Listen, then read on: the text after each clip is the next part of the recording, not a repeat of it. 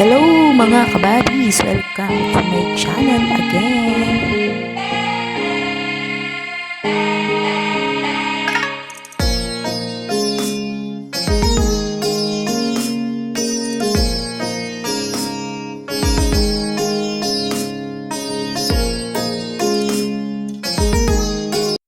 Hello mga kabadis!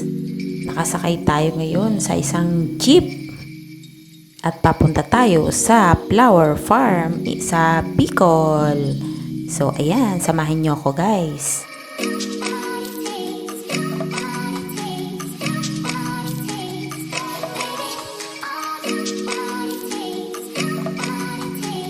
So greeny ang ating mga dinadaanan mga kabadis. Pangalawang sasakyan na po tayo at yun nakasunod sa atin.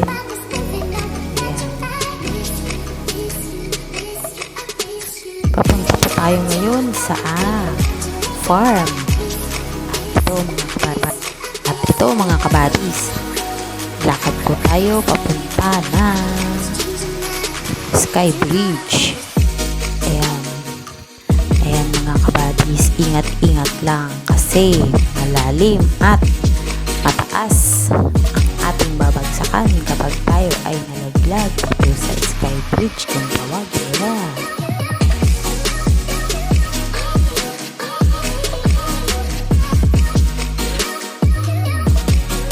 Actually, hindi lang naman mga Pinoy ang napunta sa lugar na ito kasi marami din mga foreigner na pumupunta dito. Pero this time pandemic, kunti lang kasi yung mga nakakalabas lang. Yung mga minsan mga taga dito natin. Minsan galing lang din sa Manila.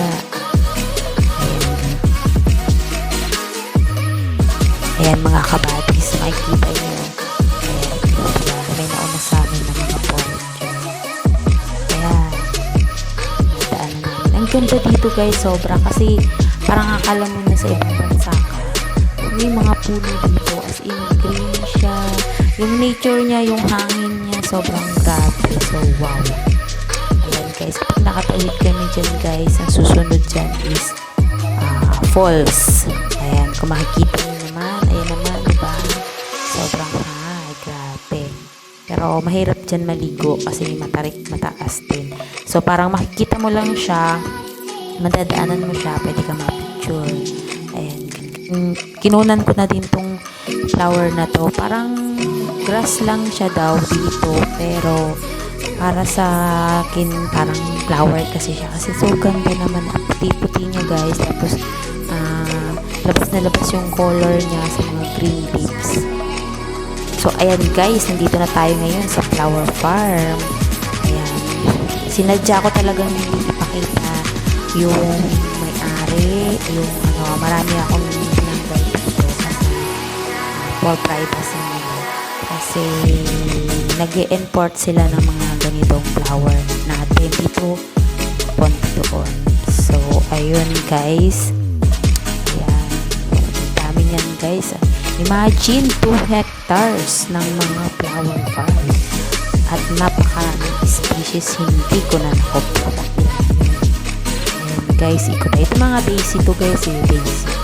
Ayan naman, parang bougainvillea siya guys, yung tawag ko na. Sinabi ko nila yung species nito, pero hindi ko na lang sa inyo sasabihin kasi hindi ko maalala kasi siya natin guys.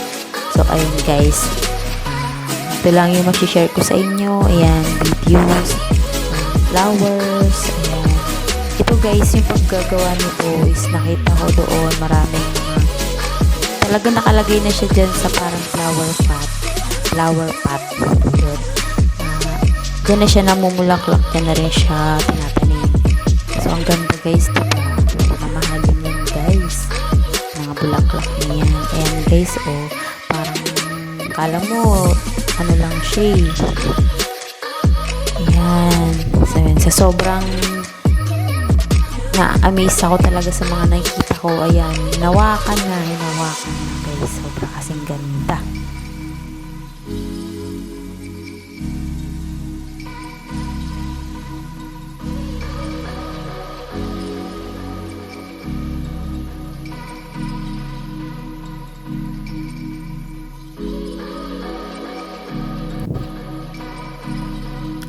ito naman guys, punta natin yung mga roses. Ayan, pinutol-putol ko lang yan, edit ko lang siya para magmukha siya nagbo-bloom. Pero yung totoo niyan, mula yan sa maliit, malaki, hanggang sa malaki. Ayan, pero ganda naman ang kalalabasan.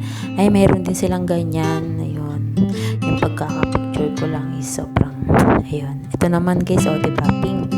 Ang daming color, iba-ibang color ng mga roses. Hindi ko na siya na isa-isa kasi madalian lang guys. Kaya na capture ko lang yung mga konting ano. Ito guys yung ano niyan yung sa front niya guys. Talagang grabe, parang kala mo paraiso. Ganda, sobra, mga puno as in lahat nila marketing daw tawag doon guys. Kaya may iksi lang yung puno. Tapos yung mga flowers niya parang ang kakaiba kasi parang ang natural lang ng tingnan. Pero ang ganda pagkakagawa nila. So, ayun guys.